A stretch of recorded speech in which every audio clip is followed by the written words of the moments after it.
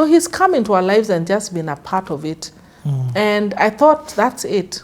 But then pressure began from him, from others. But now season 2 can't be just one. It's important even for him to have a sibling. And then he started praying. Lord, first it was a sister, and then he was very clear, it has to be a brother. He started praying. And then, short of it, I think it's been 3 weeks. No, actually, end of April. What do you mean? When I was calling you for this CT, I'm telling you, I was in the maternity ward. I'm pushing out the second baby. Yes. Now him is 2.5. Now that took us even further, because 3.5 at least he came in within whatever he was in school. But it's been wonderful having a second. As we speak right now. As we speak right now. You have maybe a week or 3-week-old or a month old. No, he's 2.5 years old. No, it stayed with you. Since the end of April. Wow. So he came to us, I think, May 1st, let me say. On Labor Day. So that's when we checked in, and I thought, oh my goodness. And then we didn't know, because when we did the application, we thought would be placed end of the year or next year. So me, I jam-packed my months with preaching, because at 8, Kevin is able to handle, and with Tim, they do their own things. Yes. So I never really worry, is he eating, has he showered? He's very self-contained child, amazing child, great dancer, loves music. Anything for him is music. He can go for a concert for 3-4 hours the whole time, just on his feet. So I knew end of year next year, maybe not.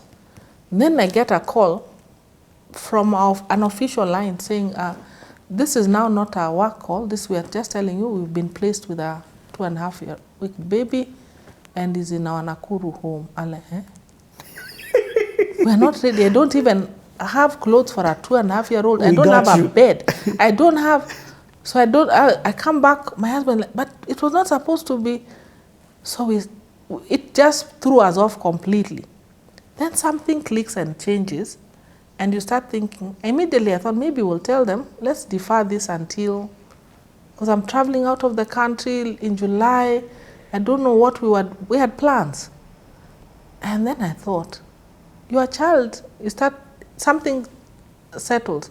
Your child is in a home, and you are sleeping here in your bed. God has placed you with a child, and you're here saying it's not the right time. If you're in labor and it came early, you will say it's not the right time. So I tell my, what will we do? Then we just said, no, let's just go. We figure this as we go. Did I have a bed? Did I have a... my friends are like, you'll find a bed set up. Don't worry. Clothes, don't worry. We got you. My former helper, who has remained like our cousin, she doesn't work for me. She came and said that, what's happening? Don't worry. The whole of May, if you want me here at 5 in the morning to 8, I'm your person. She works in an Airbnb, so she mostly has to stay there in the evening. She said, during the day, they don't need me. I'm your person. Get the child, we will sort you out. My brother checked in. Says, don't worry, we are all here. So I came in with the baby. The next morning, I'm preaching. And I had to be out that whole day. They told me, we gotcha. Then we had an elders retreat, which I couldn't cancel. They told me, don't worry. We told you we gotcha. So my family just came in, my former house help, my current helper, they just checked in. I'd committed to preach in a women's conference in Nakuru. So Friday, Saturday, Sunday, they told me, go in peace. We're here. My brother came to the home. My husband was going out of the country that time. They're like, you just be calling in the evening. We are fine. And it has helped that, of course, Kevin is there. Because having another sibling, they play Paka, they forget themselves. Yes. Now I kept getting texts from Sunday school. Hey, well, congratulations. I hear that. I'm like, who told them? Guy, the teacher. Oh, wonderful. We have a little brother who's coming in January. Like, who told you? The guy is announcing. If he had social media handles, he'd be next and everything, telling the guys. So of course he was so excited, and then they look alike. And it's not me who chose or anything. I mean, I don't know how God does these things. So we have season 2. Wow. Almost 8 in July and almost 3 in July. Wow. And gone back to kindergarten, grade school, where our friends are like, you should be powering down now. And like, God just flipped our season. And then it's boys. Yes, boys. But me, I love boys. Maybe because I mostly had a brother. Yes. And even having been a youth pastor and even at New Life, boys, even you have issues, then boys move on. They're not catching feeling times. Not to girls, oh, now that day you said, I'm like, when? How? I didn't mean that. Oh, that day you came, you didn't greet me, you greeted. I'm like, surely. Boys don't have those things. Wow. Yeah. So anyway, that's where we are now. It's an exciting thing for us. And I know friends who have had their own kids, biological and still adopted. I know friends, even at a later age, who've adopted. And then one of the things I'm so thankful for is somehow, even in our church right now, several people have adopted. So, and they're open about it. So even for my sons, they know. Oh, there are times, not by plan, There's a day we were all meeting for lunch somewhere, not by plan. We were just ministering in a place, and then one of the pastors said, see, we go out for lunch.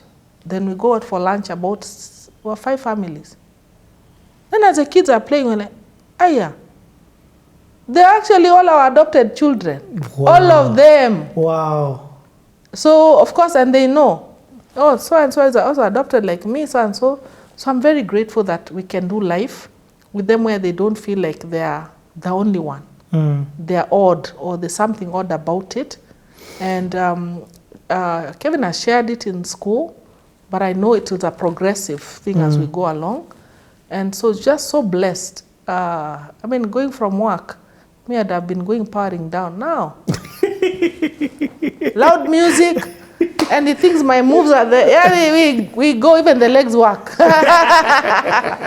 So I'm very grateful. We are very grateful for this. It's not something we planned. And I kept telling God, this is something we should have done in our 30s. But it's almost like God flipped the season and said, but who told you it's a black and white thing? So when my friends tell me, hey, please pace yourself, I'm like, hey, God will give me the grace of Abraham and Sarah. Even them, at their old age, were able to breathe. And I told God, this weight we had, even for all, I was telling him, we're raising children of promise. We waited specifically, and this was a season. It can't be that we're just going to be here for nothing. So that's been our adoption story. And we are really, it's a joy to see those little ones just grow. The other day, 2 days ago, one of my chama lady was like, oh, we are coming to hold the baby, but you owe us a girl. I'm like, what? Everybody's now, how are you getting 2 boys? We had a girl. I'm like, you guys, if I was 30, I would have done 2 more. But yeah, so that's our story. Wow. Yeah. And that, incredible. Yeah. I mean, when you told me there was a baby coming when we had the phone conversation, I was like, when? No, in like 2-3 days. I'm like a new human being is coming to your house. You're like, yes. This has been an amazing story. Yeah. I want you to share some of the events that New Life is going to be having. But before you do that, I want to speak to anybody who's watching this. You've shared your story from beginning, all the work that you've done in terms of getting into the church, the work that you've done in terms of tilling the ground for the church of not just Nairobi Chapel, that's a church also in Kenya, you know what I mean, and the African church. All the way your journey, the leadership roles that you've played, becoming a mother, all the different people you've been mothers to, all the way until your last 2 boys that you have right now. And New Life Homes. Yes. New Life Home Trusts. Yeah. such an amazing initiative. I thank you for sharing and being candid about it. The struggles that you're going through, the perception that people have that you guys are just a balling institution where people go home with 7-figure salaries. I wish. But qua grounds, the reality is very different. It's that you're hand to mouth. Sometimes nothing even to put into the mouth. But God always somehow comes through. It's difficult. It's difficult, and everybody has so many different solutions for you, or thinking they know what it is that you can do. So I'm going to make a call to action to you who's watching. I'm so glad that God put it to my heart as CTA to step out in faith and to donate 1 million Kenya shillings to New Life Home. I say it on camera, it's the most terrifying thing I've said, but God is God and God knows how he does his things. And I'm glad that that was put in even before we knew what it was, before even I had an understanding of New Life Home. I've never been there. My sisters have, but I've never been there. But it's incredible what it is that you are doing. You are a mother to not just 2 people at home, but to many. So to anybody who's watching, and there's different tiers and there's different groups of here. First and foremost, I'll speak to companies.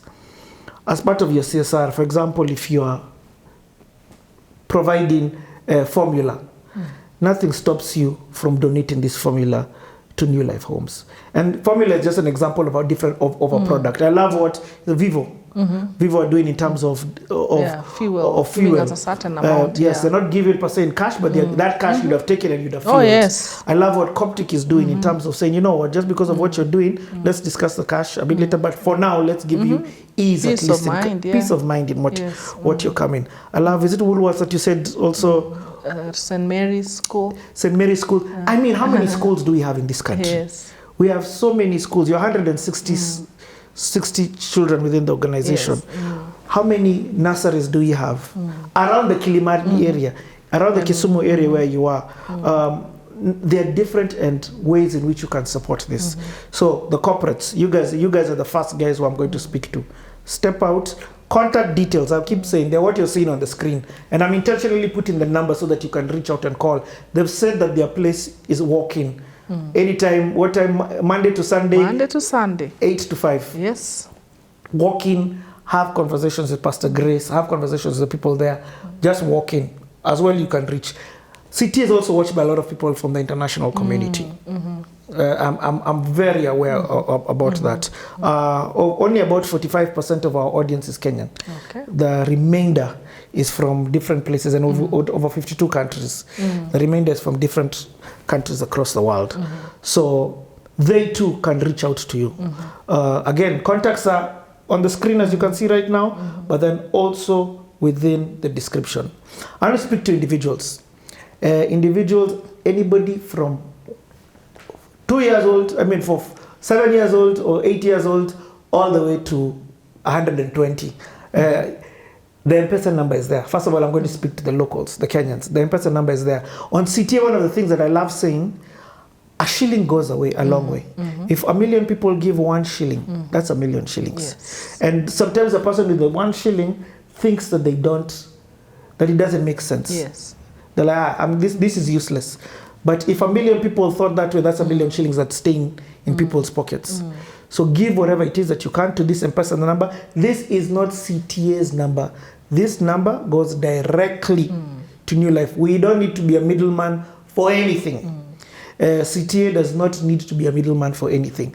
The contact details, in case you want to do bank transfers, again, all those. Do you have a website? Yes, we do. The details of the website are here. So go to their website. In fact, there you can get all the details. Individuals watching from across the globe. I know there's a lot of Kenyans who like doing SendWave. So we'll figure out how to put that M-Pesa number. For those of who are abroad, because they can't send directly maybe to a Paybill number or to a till number. Again, I'll say this. No amount is useless. So please, stop what you're doing right now or pause this video right now. Take out your phone, take out your computer, email, get in touch with these people and figure out how it is, figure out what part you could play, because at the end of the day, it's these children who you're doing this for. At the end of the day, you're just trying to be hope to these children. let's talk about the events. Tell us a little about the 2 events that you have. The reason why I wanted to start with this is because these videos are going to be there for the rest of life. Okay. So these videos are never going to leave the platform. So I know the event has a time period, but for those who are watching this right now. Yeah, so in 2024, June the 8th, New Life turns 30.